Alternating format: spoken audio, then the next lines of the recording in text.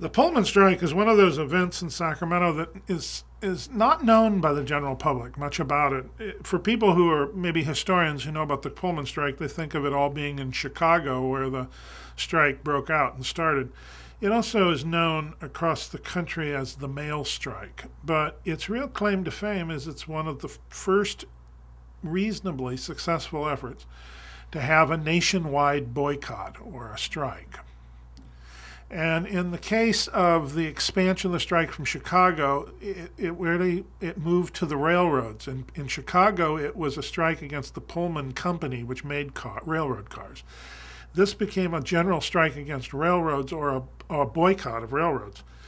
In California, there's one place where you can just about shut the state down in terms of rail traffic. It's Sacramento, because this was the interchange point for everything virtually.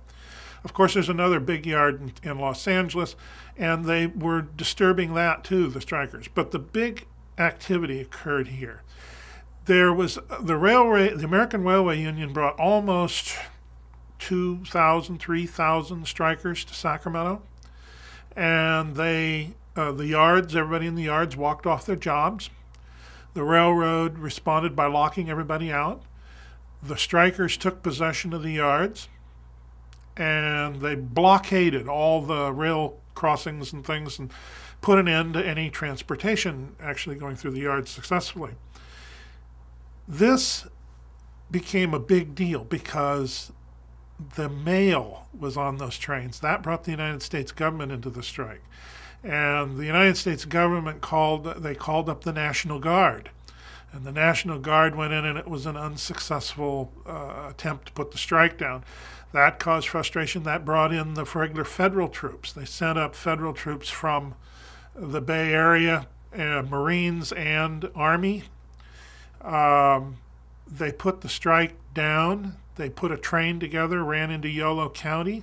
The train blew up because it was derailed and sent into the slough. A bunch of people died.